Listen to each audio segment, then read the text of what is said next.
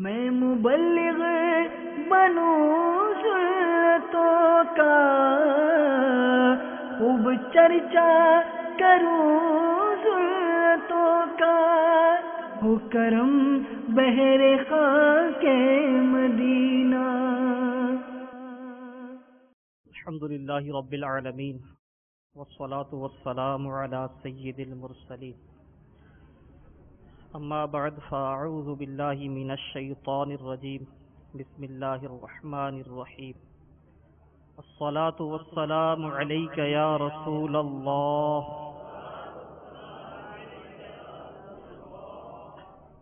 وعلی آلک واصحابک یا حبیب اللہ۔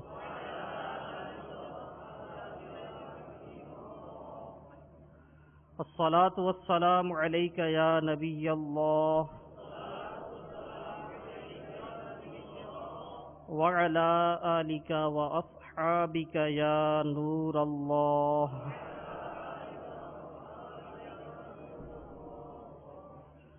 اللہ تعالیٰ کی رضا پانے کے لیے کچھ اچھی نیتوں کا اعادہ کر لیتے ہیں۔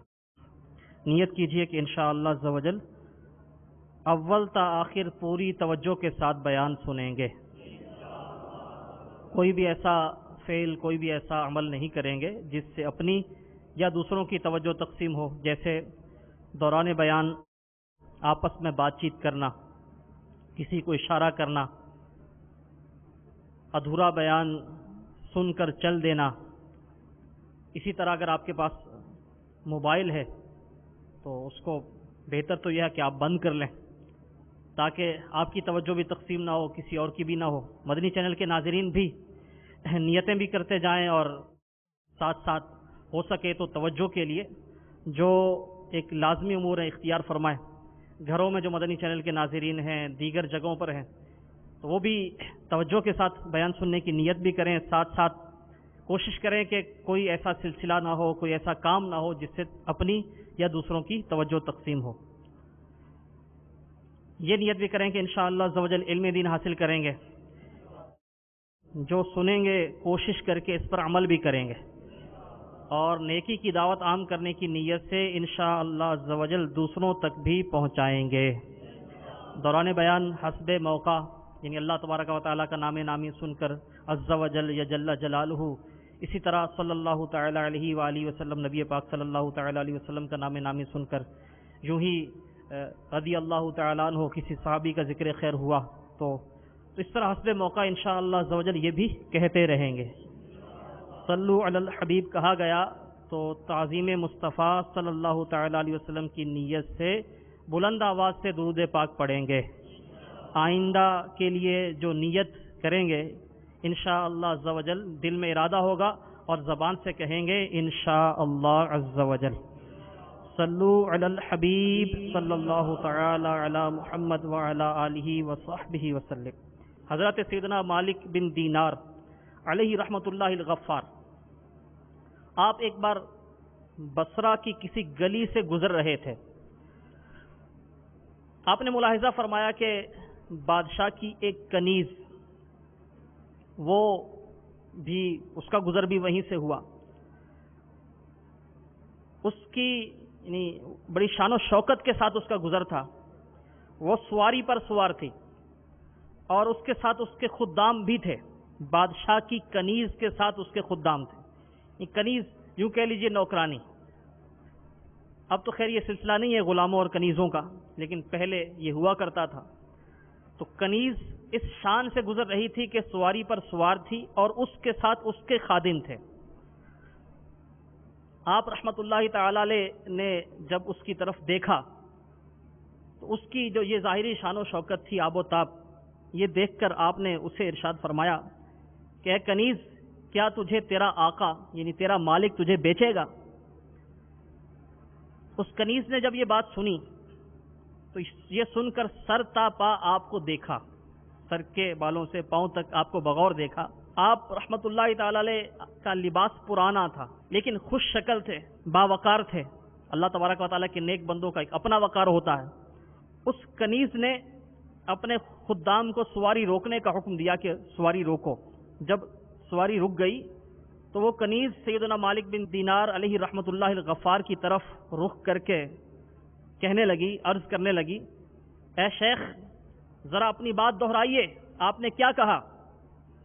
آپ رحمۃ اللہ تعالی علیہ نے ارشاد فرمایا کہ میں تجھ سے پوچھتا ہوں کہ کیا تمہارا مالک تمہیں بیچے گا؟ کنیز بولی کہ آپ پر افسوس ہے، اگر میرا مالک مجھے بیچے تب بھی کیا آپ جیسا شخص، یعنی آپ کی ظاہری کیفیت کو دیکھ کر اس نے یہ کہا، تو کیا آپ جیسا شخص مجھے خرید سکتا ہے؟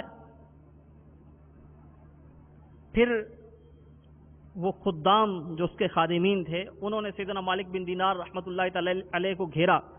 آپ رحمۃ اللہ تعالی علیہ ارشاد فرمانے لگے کہ میرا راستہ چھوڑ دو، میں تمہارے ساتھ چلتا ہوں۔ چنانچہ آپ رحمۃ اللہ تعالی علیہ اس کنیز کے قافلے کے ساتھ بادشاہ کے محل تک پہنچ گئے۔ محل کے دربان اس کنیز کو آتا دیکھ کر کھڑے ہو گئے اور اسے سواری سے اتارا اور وہ محل میں چلی گئی۔ مالک بن دینار علیہ رحمۃ اللہ الغفار دروازے پر کھڑے رہے۔ جب کنیز اپنے آقا یعنی بادشاہ کے پاس پہنچی تو اس سے کہنے لگی، اے میرے آقا، راستے میں مجھے ایک تنگ دست اور فقیر شخص، بوڑھا شخص ملا۔ اس کا بوسیدہ لباس تھا۔ اس نے جب میری شان و شوکت کو دیکھا، میرے خدام کو دیکھا تو حیران رہ گیا اور مجھ سے کہنے لگا کہ کیا تیرا مالک تجھے بیچے گا؟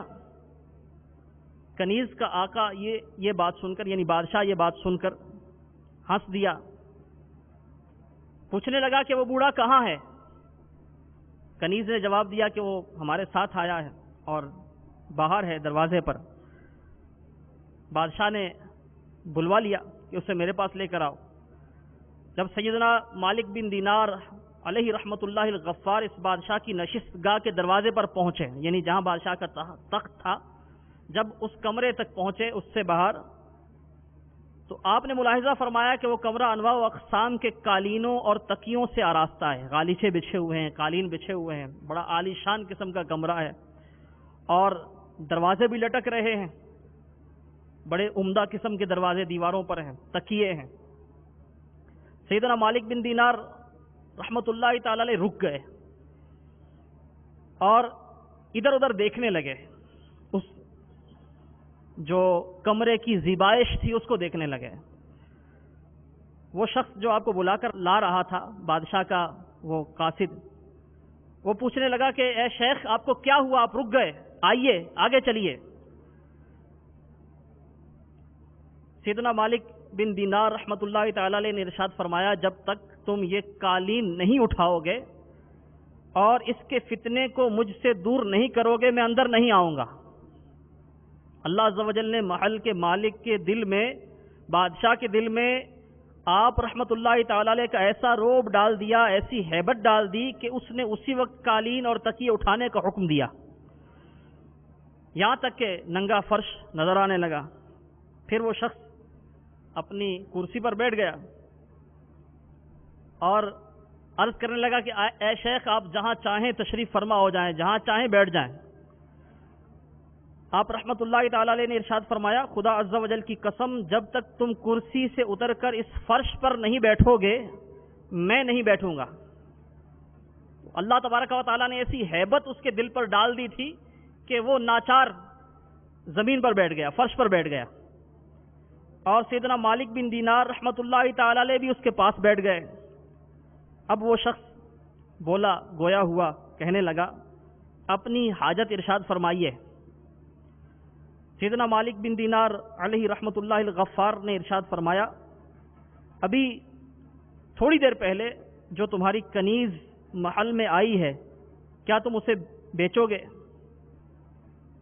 مالک نے کہا کہ کیا آپ کے پاس کوئی مال ہے اس کو خریدنے کے لیے؟ آپ رحمۃ اللہ تعالی علیہ نے دریافت کیا اس کی قیمت کیا ہے؟ وہ شخص بولا کہ اس کے حسن و جمال اور شان و شوکت کی قیمت تو ہزاروں میں ہے، ہزاروں دینار اس کی قیمت ہے۔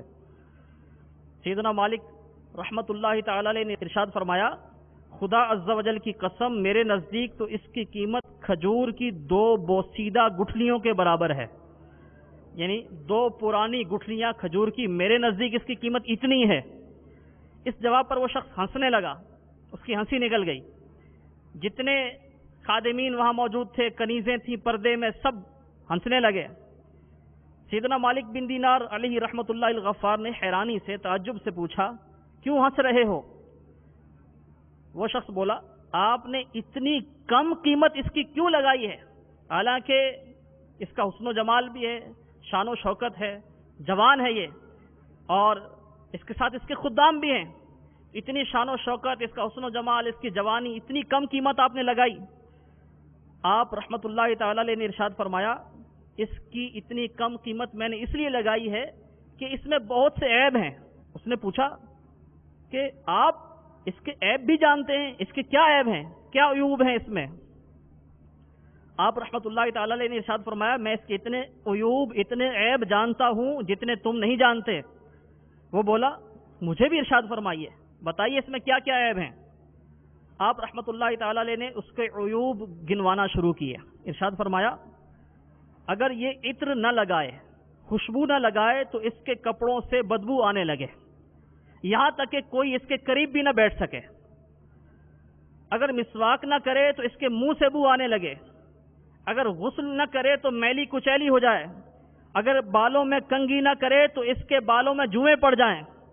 یہ پراگندہ سر ہو جائے، کوئی دیکھنا گوارا نہ کرے. کچھ عمر گزرنے کے بعد جب اس کی یہ جوانی ڈھل جائے گی، یہ بوڑھی ہو جائے گی، اس کے چہرے پر جھریاں پڑ جائیں گی، اس کا یہ حسن ختم ہو جائے گا. اسے نزلہ بھی ہوتا ہے، بخار بھی آتا ہے، تھوک، بلغم، حیض اور پیشاب و پاخانہ اس سے بھی اس کا واسطہ پڑتا ہے. اس کے علاوہ بھی بہت سی مصیبتوں اور آفتوں کا یہ شکار ہے. تجھ سے صرف اس لیے محبت کرتی ہے کہ یہ تجھ سے نفع اٹھائے اور تو اس سے نفع اٹھائے. یہ تیری وفادار نہیں، نہ ہی تجھ سے وعدہ محبت میں سچی ہے. آج تو اس کا مالک ہے تو یہ تیرے ساتھ ہے، تیرے بعد جو اس کا مالک بنے گا یہ اس کے ساتھ بھی ویسی ہی ہوگی. مگر میں ایک ایسی کنیز کو جانتا ہوں جو ان تمام عیبوں سے پاک ہے. اسے کافور کے خمیر سے پیدا کیا گیا ہے. اس کا لعاب، یعنی یہ تو اگر مسواک نہ کرے، اپنے منہ کی صفائی نہ کرے تو اس کے منہ میں، اس کے اپنے دہن میں بدبو پیدا ہو جائے. لیکن وہ کنیز ایسی ہے کہ اگر اس کا لعاب کھارے پانی میں ڈالا جائے تو وہ پانی میٹھا ہو جائے. اگر وہ کسی مردے کو آواز دے کر پکارے تو مردہ بول اٹھے. اگر وہ اپنی کلائی، رسٹ، اگر اپنی کلائی سورج پر ظاہر کر دے تو سورج کی روشنی ماند پڑ جائے. اگر اپنے لباس اور زیورات کا رخ آسمان کی طرف کر دے تو سب چیزیں اس کے ان چیزوں کے نور سے روشن ہو جائیں.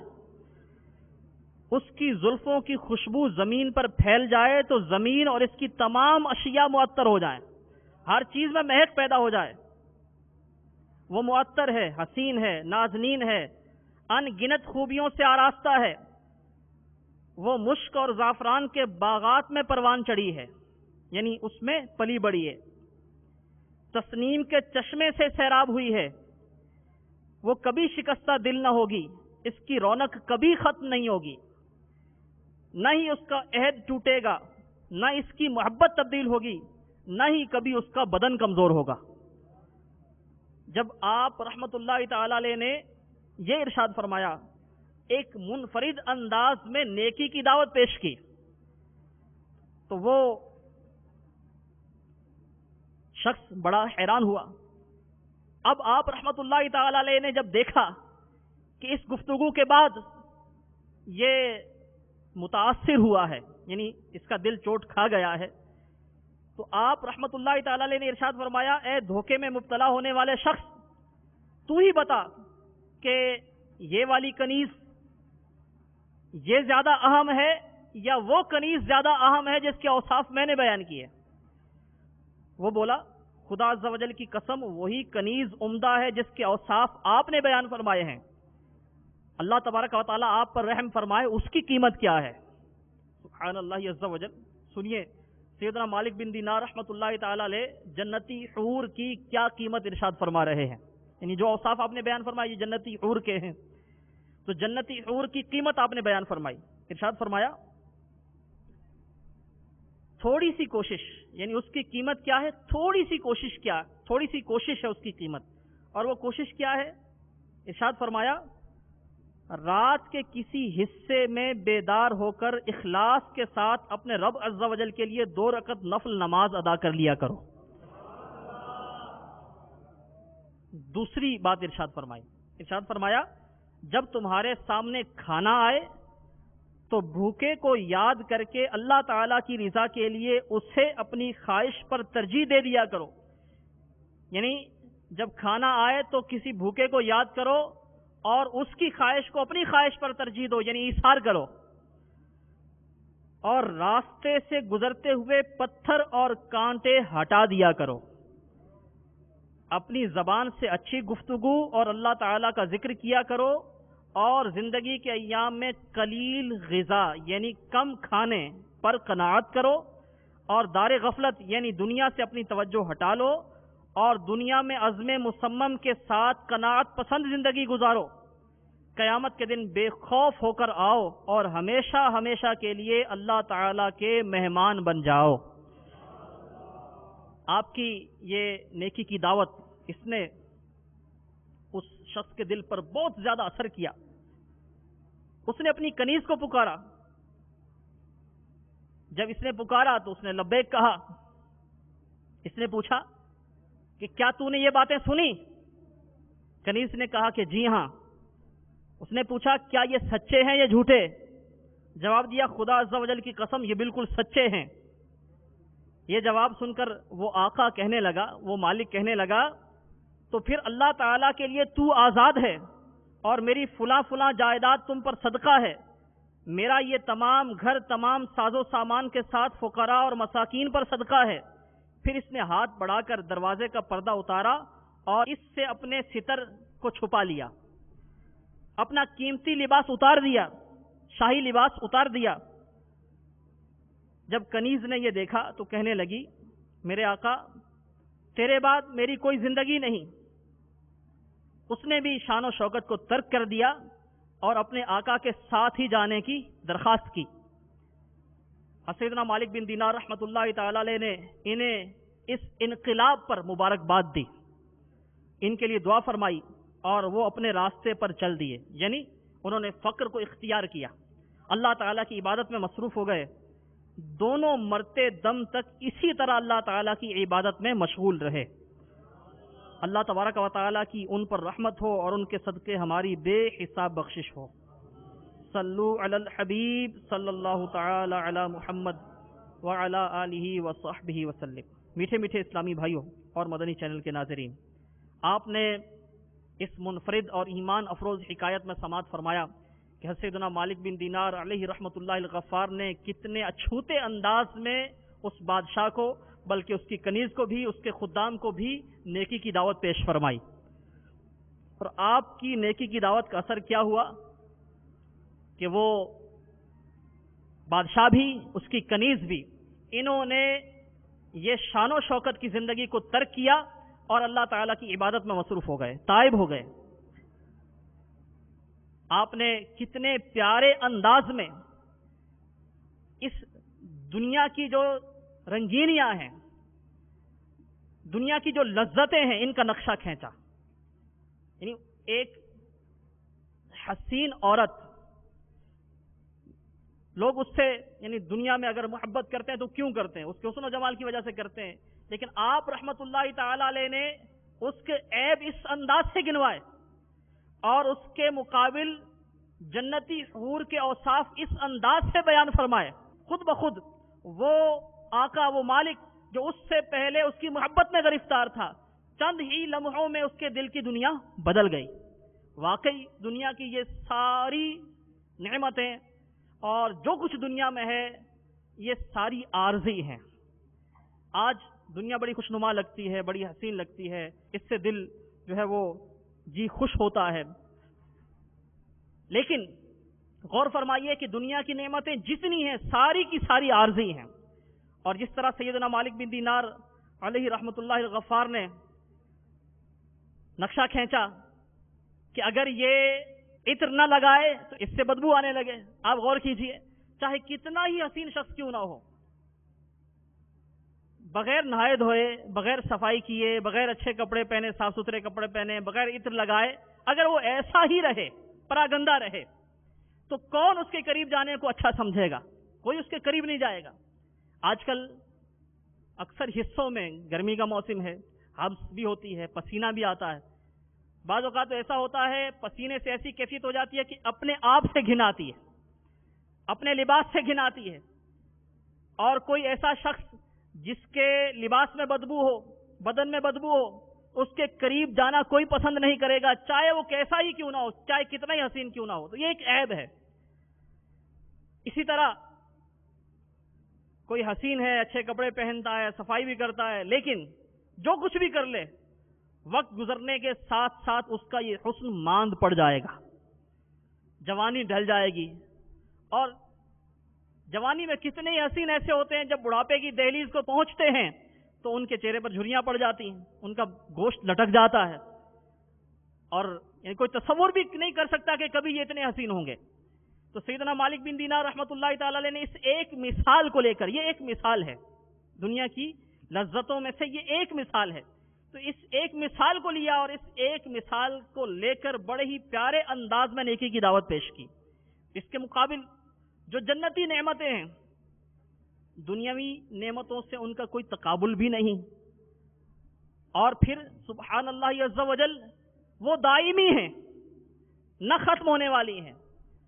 جنتی حور کے اوصاف آپ نے بیان فرمائے کہ نہ اس کا عہد کبھی ختم ہوگا، یعنی نہ ہی کبھی بے وفائی وہ کرے گی، نہ ہی اس کا حسن کبھی فنا ہوگا، نہ ہی اس کی جوانی کبھی ماند پڑے گی، نہ ہی اس کا بدن کبھی کمزور ہوگا. تو جنتی نعمتیں جتنی ہیں، اخروی نعمتیں جتنی ہیں، ساری کی ساری دائمی ہیں، جبکہ دنیاوی نعمتیں چاہے کتنی اچھی کیوں نہ ہو، اول تو ان کا کوئی تقابل نہیں ہے اخروی نعمتوں کے ساتھ. پھر ایک دوسری بات یہ کہ یہ ساری کی ساری فنا ہونے والی ہیں، اور اخروی نعمتیں یہ باقی رہنے والی ہیں. تو میٹھے میٹھے اسلامی بھائی اور مدنی چینل کے ناظرین، آپ نے سماعت فرمایا کہ سیدنا مالک بن دینار رحمۃ اللہ تعالی علیہ نے کتنے پیارے انداز پر اس بادشاہ پر انفرادی کوشش کی. تو یہ جو انفرادی کوشش ہے، الحمدللہ عز و جل اس کی بہت برکات ہیں. الحمدللہ عز و جل دعوت اسلامی کے مدنی ماحول میں بھی اسلامی بھائی دوسروں پر انفرادی کوشش کرتے ہیں. انفرادی کوشش کے ذریعے انہیں نیک اعمال کی ترغیب دلاتے ہیں، نمازوں کی ترغیب دلاتے ہیں، اسی طرح فرائض و واجبات کی ترغیب دلاتے ہیں، گناہوں کو چھوڑنے کی ترغیب دلاتے ہیں. اور اسی انفرادی کوشش کی برکت سے ایک بہت بڑی تعداد ہے اسلامی بھائیوں کی، اسلامی بہنوں کی، جو الحمدللہ دعوت اسلامی کے مدنی ماحول سے وابستہ ہوتے ہیں. دعوت اسلامی کے مدنی ماحول کی برکت سے بہت سے ایسے ہیں جو شاید پہلے کبھی جمعے کی نماز نہیں پڑھتے ہوں گے، آج الحمدللہ عز و جل دعوت اسلامی نے ان کو تہجد گزار بنا دیا ہے.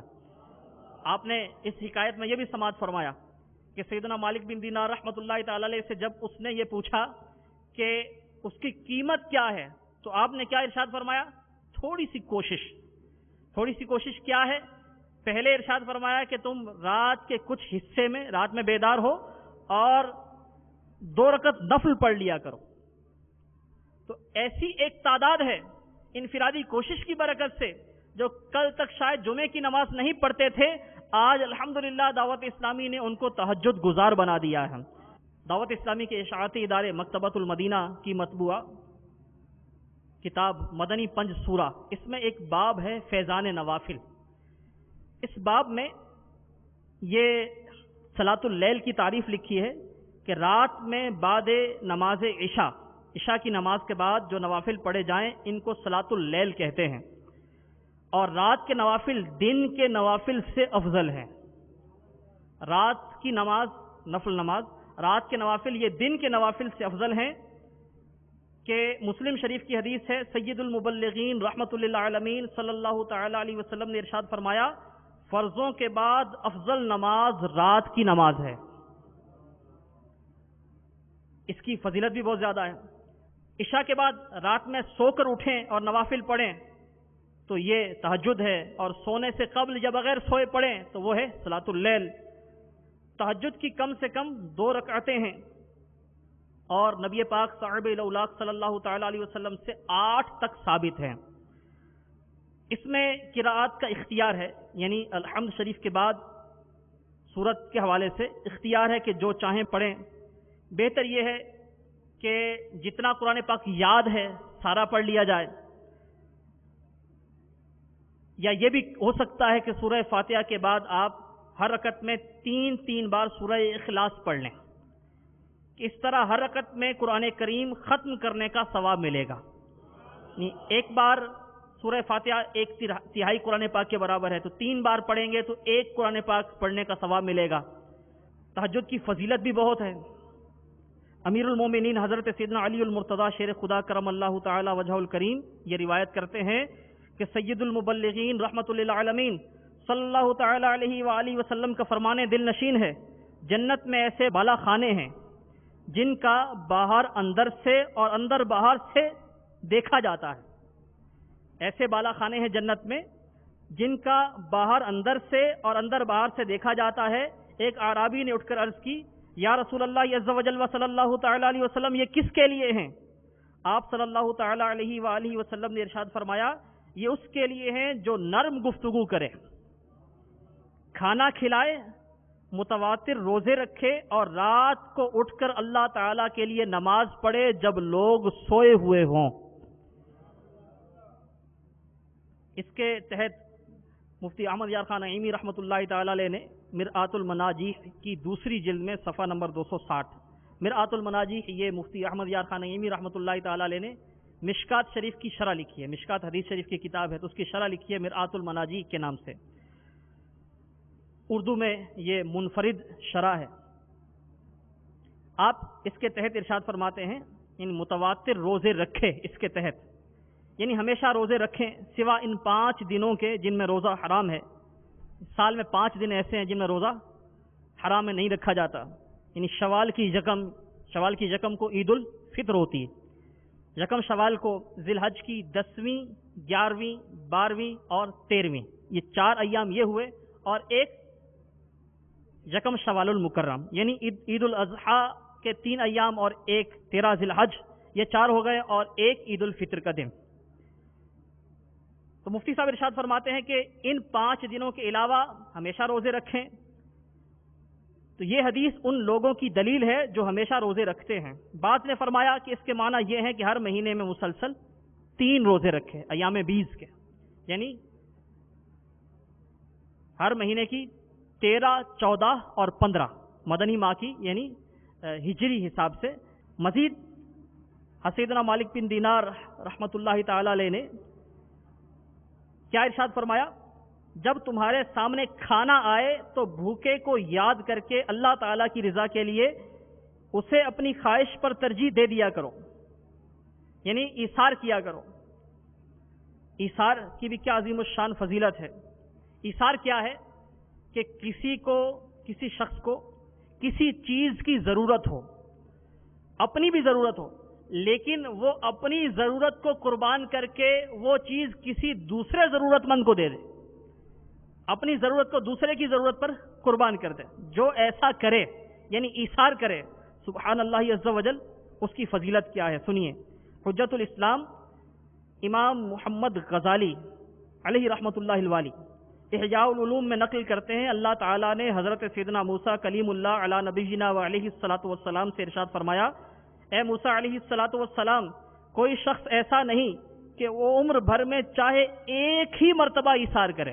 ایثار کی تعریف پہلے آپ نے سماعت فرمائی، مدنی چینل کے ناظرین نے بھی سنی، کہ بندہ اپنی ضرورت کو دوسرے کی ضرورت پر قربان کر دے، یعنی کسی چیز کی خود بھی ضرورت ہے، باوجود اس کے کہ اس کو خود ضرورت ہے، کسی دوسرے ضرورت مند کی ضرورت پر اس چیز کو قربان کرے اور وہ چیز اس کو دے دے۔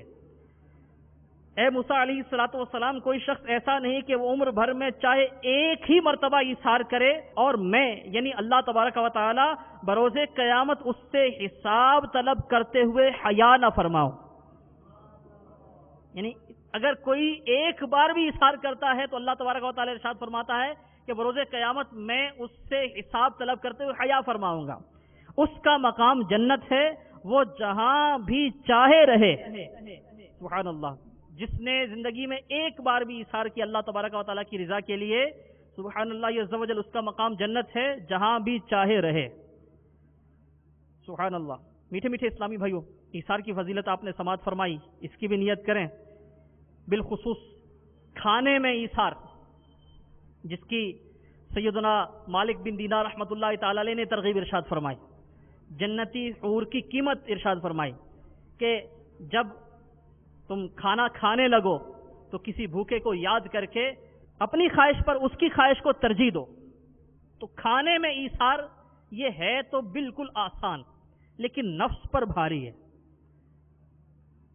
ہمیں بھی بھوک لگی ہے، دوسروں کو بھی بھوک لگی ہے، دسترخوان پر اکٹھے بیٹھے ہیں، تو نفس اگرچہ پتا ہوتا ہے کہ کھانا وافر ہے، لیکن پھر بھی نفس کو چین نہیں آتا اور کوشش ہوتی ہے کہ اچھے سے اچھا کھانا جلدی سے میں اچک لوں، کہیں کوئی دوسرا نہ لے جائے۔ شادی بیاہ کی دعوتوں پر اس کے مناظر بہت ہوتے ہیں، جہاں وہ بوفا سسٹم ہوتا ہے، کھانا چن دیا جاتا ہے، لوگ خود سے وہ پلیٹوں وغیرہ میں ڈالتے ہیں، رکابیوں میں ڈالتے ہیں، اور پھر الگ سے کہیں کھڑے ہو کر کھانے کا سلسلہ بھی ہوتا ہے، بعض اوقات کرسیوں وغیرہ پر یہ سلسلہ ہوتا ہے کھانے کا۔ اب ایسے مواقع پر جہاں کوئی زیادہ لذیذ کھانا ہوتا ہے، یہ مثلا 4-5 قسم کی ڈشز ہیں، تو جہاں روسٹ ہوگا مثال کے طور پر، تو وہاں رش زیادہ ہوگا، وہاں ہر ایک کا جی چاہے گا کہ میں زیادہ سے زیادہ لے لوں، اگرچہ اس کو پتا ہے کہ میں ایک ہی پیس کھا سکوں گا یا 1.5 پیس کھا سکوں گا یا 2 پیس کھا سکوں گا، لیکن پھر بھی وہ کوشش کرے گا کہ 3-4 پیس اس کے پاس آ جائیں کہ ہو سکتا ہے کہ بعد میں نہ ملیں۔ اسی طرح اور کوئی اگر اس میں لذیذ ڈش ہے تو اس پر رش ہوگا اور زیادہ سے زیادہ کھانا لینے کی کوشش ہوگی، اور پھر بہت زیادہ کھانا ضائع بھی ہوتا ہے، بے برکتی بھی ہوتی ہے، یعنی رزق کی بے حرمتی بھی ہوتی ہے۔ تو یہ مناظر عموماً اس طرح کی دعوتوں پر دیکھے جاتے ہیں، لیکن اس کے علاوہ بھی کبھی دسترخوان پر بیٹھ کر کھا رہے ہیں تو وہاں بھی ایسا ہوتا ہے کہ کوئی رکابی ہے یا پرات ہے، اس میں کھانا ہے اور اس میں اچھی بوٹی ایک ہی ہے، تو اسی پر نظر جائے گی اور یہ ذہن بنے گا کہ یہ میری طرف ہی آئے، اور اس کو چکنے کی کوشش بھی ہوتی ہے اگرچہ وہ دوسرے کے سامنے رکھی ہو۔ ایسے موقع پر اب اگر ہم تھوڑی سی قربانی دیں، یعنی کوئی یہ بڑا معاملہ نہیں ہے، بالکل ایزی ہے، ہم اپنی خواہش پر دوسرے کی خواہش کو ترجیح دیں اور کھانے میں جو عمدہ چیز ہے وہ دوسرے کے لیے ایثار کر دیں، تو انشاءاللہ عز و جل یہ تھوڑی سی کوشش کریں گے، کوئی بہت بڑا کام نہیں ہے، مشقت والا کام نہیں ہے، انشاءاللہ عز و جل ہمیں ایثار کا ثواب مل جائے گا۔ تو اس طرح اور بہت سے مواقع ہیں کہ جہاں ہم تھوڑی سی کوشش کر کے ایثار کا ثواب کما سکتے ہیں۔ مدنی چینل کے ناظرین بھی اور فیضان مدینہ جی 11 اسلام آباد میں جو ہفتہ وار اجتماع کے حاضرین ہیں، یہ بھی نیت کریں کہ انشاءاللہ ہم اپنی خواہشات پر، اپنی ضرورتوں پر انشاءاللہ دوسروں کی ضرورتوں کو ترجیح دیں گے انشاءاللہ، اور جہاں جہاں موقع ملے گا انشاءاللہ ایثار کر کے ایثار کا ثواب اللہ تعالیٰ کی رضا حاصل کریں گے انشاءاللہ عز و جل۔ میٹھے میٹھے اسلامی بھائیو، آپ نے سماعت فرمایا کہ سیدنا مالک بن دینار علیہ رحمۃ اللہ الغفار نے یہ بھی ارشاد فرمایا کہ راستے سے گزرتے ہوئے پتھر اور کانٹے ہٹا دیا کرو۔ بالکل یہ ایک دیکھا جائے تو معمولی سا کام ہے، نیکی ہے، ویسے تو کسی بھی نیکی کو معمولی خیال نہیں کرنا چاہیے کہ ہو سکتا ہے کہ بظاہر وہ معمولی نظر آنے والی نیکی ہی ہماری بخشش کا ذریعہ بن جائے۔ حدیث شریف میں اس طرح کا مضمون ہے کہ کسی شخص نے راستے سے تکلیف دہ چیز کو ہٹا دیا تو اللہ تبارک و تعالیٰ نے اسی سبب سے اسے بخش دیا۔ جنتی حور کی قیمت ارشاد فرمائی کہ راستے سے پتھر اور کانٹے ہٹا دیا کرو۔ تو کاش ایسا ہو جائے، ثواب کی عرص ہمیں بھی نصیب ہو جائے، ہم ان مواقع سے بھی فائدہ اٹھائیں، ان کو ضائع نہ کریں، اور جہاں بھی ایسا موقع ملے تکلیف دہ چیز کو راستے سے ہٹا کر مسلمانوں کے لیے کشادگی پیدا کر کے ہم ثواب کماتے رہیں۔ تو اس کی بھی نیت کر لیں کہ انشاءاللہ عز و جل ہم کسی بھی نیکی کو نہیں چھوڑیں گے انشاءاللہ عز و جل، اور موقع ملا تو راستے سے تکلیف دہ چیزوں کو بھی ہٹا دیں گے۔ اسی طرح زبان سے اچھی گفتگو، اس کا ارشاد فرمایا، اللہ تعالیٰ کے ذکر کا ارشاد فرمایا، زندگی کے ایام میں قلیل غذا پر قناعت کرنے کا ارشاد فرمایا، کم کھانے۔ یہ کم کھانا دعوت اسلامی کے مدنی ماحول میں اصطلاحاً اس کو کہا جاتا ہے بھوک سے کم کھانے کو پیٹ کا قفل مدینہ. تو ہم سیدنا مالک بن دینار رحمۃ اللہ تعالی علیہ نے ترغیب ارشاد فرمائی ہے پیٹ کی قفل مدینہ کی، اور اسے جنتی حور کی قیمت ارشاد فرمایا. حدیث شریف میں ہے کہ مفہوم ہے حدیث شریف کا، نبی پاک صاحب الاولاق صلی اللہ تعالی علیہ وسلم نے ارشاد فرمایا کہ شیطان انسان کے بدن میں خون کے ساتھ گردش کرتا ہے. خون کے ساتھ شیطان گردش کرتا ہے، اور شیطان پھر وہ غیر اپنا کام بھی کرتا ہے، وساوس بھی پیدا کرتا ہے، گناہوں کی طرف لے کر جاتا ہے. تو بزرگان دین رحمہم اللہ ارشاد فرماتے ہیں کہ بھوک کے ذریعے شیطان کے لیے راستہ تنگ کر دو. کم کھانا یہ سلامتی کے 3 اصولوں میں سے ایک اصول ہے. ایک اصول ہے کم کھانا، ایک ہے کم سونا، اور ایک ہے کم بولنا. تقلیل کلام کم بولنا، تقلیل منام کم سونا، اور تقلیل طعام یعنی کم کھانا. تو کم کھانا کھانے پر قناعت، اس کی ترغیب آپ نے ارشاد فرمائی. قناعت یہ اس کا الٹ ہے حرص. حرص عام معنوں میں آپ سمجھ لیجئے لالچ. یہ فطری طور پر ہر انسان کے اندر حرص کا مادہ ہوتا ہے. انسان یعنی لالچی ہے، اور جو بھی رغبت والی چیز ہے اس کی طرف یہ بڑھتا ہے، کوشش کرتا ہے اس کو حاصل کرنے کی. حرص کے نام سے مکتبۃ المدینہ کی پیشکش ہے. اس میں الحمدللہ عز و جل جو ایک فطری طور پر حرص ہے، جن جن معاملات میں جن جن چیزوں کے حوالے سے حرص ہوتی ہے، حرص کیسی حرص مذموم ہے جس کی مذمت کی جائے گی، اور نیکیوں کی حرص تو محمود ہے، اس کی تو ظاہر ہے مذمت نہیں ہوگی. مومن نیکیوں کا حریص ہوتا ہے. تو مذموم حرص کون سی ہے، محمود حرص کون سی ہے، الحمدللہ اس کتاب میں بڑی تفصیل کے ساتھ بیان کیا گیا ہے. حرص تو مدنی چینل کے ناظرین بھی، یہاں فیضان مدینہ اسلام آباد میں ہفتہ وار اجتماع کے حاضرین، یہ بھی حرص یہ کتاب حاصل فرمائیں، اس کا مطالعہ کریں. اس میں الحمدللہ عز و جل بڑے پیارے انداز میں ترغیب دلائی گئی ہے دنیا کی حرص سے نجات کی. قناعت انشاءاللہ حاصل ہوگی یہ کتاب پڑھنے سے. تو یہ کتاب آپ پڑھیں، اس کا مطالعہ کریں، انشاءاللہ قناعت بھی حاصل ہوگی، حرص سے جان چھوٹے گی. تو دنیا سے توجہ ہٹانے کی ترغیب ارشاد فرمائی. دار غفلت ارشاد فرمایا اس کو. دار غفلت یعنی دنیا سے اپنی توجہ ہٹا لو. یہ سیدنا مالک بن دینار رحمۃ اللہ تعالی علیہ نے ارشاد فرمایا جنتی حور کی قیمت.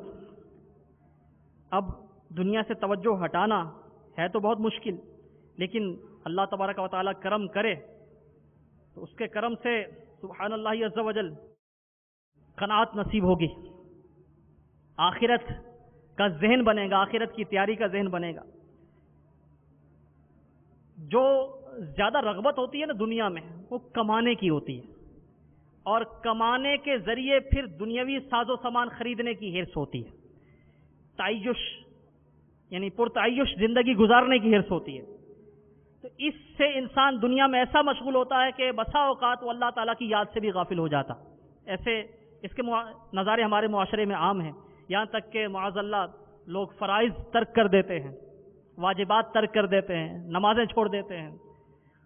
جو ان پر حقوق و فرائض عائد ہوتے ہیں اہل و عیال کے حوالے سے، دوسرے مسلمانوں کے، معاذ اللہ اس کی ادائیگی میں سستی کرتے ہیں. یہاں تک کہ مال دنیا کے حصول میں حرام حلال کی تمیز بھی بعض نادان ختم کر بیٹھتے ہیں. تو یہ دنیا کی طرف رغبت ہے. یہ اس کا ایک بڑا سبب جو ہے وہ حرص ہے. آئیے ایک ایمان افروز روایت سنیے کہ اللہ تبارک و تعالی پر توکل کیسا ہونا چاہیے. توکل، اگر ہم توکل کو اختیار کریں گے نا تو انشاءاللہ عز و جل یہ دنیا کی حرص کم ہو جائے گی، اس سے چھٹکارا پانے میں مدد ملے گی. امیر المومنین سیدنا فاروق اعظم رضی اللہ تعالیٰ عنہ ارشاد فرماتے ہیں میں نے حضور نبی کریم رؤوف الرحیم محبوب رب عظیم عز و جل و صلی اللہ تعالی علیہ وآلہ وسلم کو فرماتے سنا کہ اگر تم اللہ تعالیٰ پر ایسا توکل کرو جیسا کہ اس پر توکل کرنے کا حق ہے تو تم کو ایسے رزق دے جیسے پرندوں کو رزق دیتا ہے، کہ وہ پرندے صبح کو بھوکے جاتے ہیں اور شام کو شکم سیر ہو کر لوٹتے ہیں. پرندے کوئی غذا سٹور نہیں کرتے، جمع نہیں کرتے، ذخیرہ نہیں کرتے. ان کے گھونسلے میں کوئی بھی غذا نہیں ہوتی، گھونسلہ ان کا خالی ہوتا ہے. یہاں تک کہ اگر ان کے وہ انڈے سے نکلنے والے چھوٹے بچے ہوتے ہیں تو ان کے لیے بھی وہ روز کا روز ہی لاتے ہیں. ان کے لیے بھی اسٹوریج نہیں ہوتی. صبح وہ خالی پیٹ نکلتے ہیں، اڑتے ہیں، اور روزانہ شام کو شکم سیر ہو کر لوٹتے ہیں. ارشاد فرمایا اگر تم اللہ تعالیٰ پر توکل کرو جیسا کہ توکل کرنے کا حق ہے تو تم کو ایسے رزق دے جیسے پرندوں کو دیتا ہے. وہ صبح کو بھوکے جاتے ہیں، شام کو شکم سیر ہو کر لوٹتے ہیں. مفتی صاحب مفتی احمد یار خان نعیمی رحمۃ اللہ تعالی علیہ مرآت المناجی میں اس کے تحت ارشاد فرماتے ہیں حق توکل یہ ہے کہ فاعل حقیقی یعنی حقیقی طور پر رزق دینے والا یہ اللہ تعالی ہی کو جانے. بعض نے فرمایا کہ کسب کرنا یعنی کوشش کرنا اور نتیجہ اللہ پر چھوڑنا یہ حق توکل ہے. یعنی جسم کو کام پر لگائے اور دل کو اللہ تعالی سے وابستہ رکھے. جسم کو کام پر لگائے اور دل کو اللہ تعالیٰ سے وابستہ رکھے. آپ ارشاد فرماتے ہیں تجربہ یہ ہے کہ اللہ تعالیٰ پر توکل کرنے والے بھوکے نہیں مرتے. خیال رہے کہ پرندے تلاش رزق میں آشیانے سے باہر ضرور جاتے ہیں، تو یہ ان کی کوشش ہے نا، کسب. تو جاتے وہ تلاش رزق میں ہیں، اڑتے ہیں، یہ ان کا کسب ہوا. درختوں میں چلنے کی طاقت نہیں ہے تو اللہ تبارک و تعالیٰ نے وہاں کھڑے کھڑے ان کے رزق کا بندوبست فرما دیا. یعنی یہ جڑوں کے ذریعے زمین سے کھاد اور پانی وغیرہ سک کرتے ہیں، چوستے ہیں. ایک بہت پیاری مثال مفتی صاحب نے ارشاد فرمائی. کوے کا بچہ انڈے سے نکلتا ہے تو سفید ہوتا ہے. کوے کا رنگ کالا ہوتا ہے لیکن جب اس کا بچہ انڈے سے نکلتا ہے تو سفید رنگ کا ہوتا ہے. تو اس کے ماں باپ اس سے ڈر کر بھاگ جاتے ہیں کہ یہ کیا ہے. تو اللہ تبارک و تعالیٰ اس بچے کے منہ پر بھونگے یعنی ایک قسم کے چھوٹے چھوٹے کیڑے جمع کر دیتا ہے. یہ بچہ انہیں کھا کر بڑا ہو جاتا ہے. جب اس کے وہ بال وغیرہ اگ جاتے ہیں، اس کا رنگ کالا ہو جاتا ہے، تب ماں باپ اس کے واپس آتے ہیں. یعنی اس وقت بھی جب اس کے ماں باپ اس کو چھوڑ کر چلے جاتے ہیں تو اللہ تبارک و تعالیٰ نے اس کے لیے اس وقت بھی رزق کا بندوبست فرما دیا. اس کے منہ پر وہ کیڑے جمع ہو جاتے ہیں اور وہ ان کو کھا لیتا ہے. توکل یہ ہے کہ بندہ کوشش تو کرے لیکن اپنی کوشش پر اعتماد نہ کرے، اسباب پر اعتماد نہ کرے، اسباب پر اعتماد ترک کرے، اعتماد اپنے رزاق یعنی اللہ تبارک و تعالیٰ پر رکھے اور کوشش کرے. یہ ہے توکل. بہرحال میٹھے میٹھے اسلامی بھائیوں، سیدنا مالک بن دینار رحمۃ اللہ تعالی علیہ نے جنتی حور کی قیمت ارشاد فرمائی، آپ نے سماعت فرمایا اور آپ نے ان کا انداز دیکھا، چھوتے انداز میں، کتنے پیارے انداز میں آپ نے نیکی کی دعوت پیش فرمائی. اللہ تبارک و تعالی ہمیں بھی ان کا صدقہ نصیب فرمائے. مدنی چینل کے ناظرین بھی اور یہاں جو فیضان مدینہ G11 اسلام آباد میں ہفتہ وار اجتماع میں اسلامی بھائی موجود ہیں، یہ بھی نیت کریں کہ انشاءاللہ عز و جل ہم بھی مسلمانوں کی خیر خواہی کا جذبہ دل میں پیدا کرتے ہوئے انشاءاللہ نیکی کی دعوت کی دھومیں مچائیں گے. اپنے گرد و پیش میں رہنے والے اسلامی بھائیوں پر انشاءاللہ انفرادی کوشش کر کے انشاءاللہ ان کو نماز کی ترغیب دلائیں گے، نماز کا پابند بنائیں گے انشاءاللہ عز و جل. ان کو انشاءاللہ عز و جل جو گناہوں بھری زندگی گزار رہے ہیں ان کو کوشش کریں گے کہ وہ نیکیوں کی طرف راغب ہوں، گناہوں کو چھوڑ دیں. تو نیکی کی دعوت کی برکت سے انشاءاللہ عز و جل جہاں جن پر ہم انفرادی کوشش کریں گے ان کی دنیا و آخرت سنورے گی انشاءاللہ عز و جل. نیکی کی دعوت دینے والے بھی محروم نہیں رہیں گے انشاءاللہ. سیدنا کعب الاحبار رضی اللہ تعالیٰ عنہ یہ ارشاد فرماتے ہیں کہ جنت الفردوس جو سب سے اعلیٰ درجہ ہے جنت کا، جنت الفردوس، ارشاد فرماتے ہیں یہ خاص اس شخص کے لیے ہے جو نیکی کی دعوت دے اور برائی سے منع کرے. تو انشاءاللہ عز و جل ہم دوسروں کو نیکی کی دعوت دیں گے، انفرادی کوشش کیا کریں گے انشاءاللہ عز و جل. میں مبلغ بنوں سنتوں کا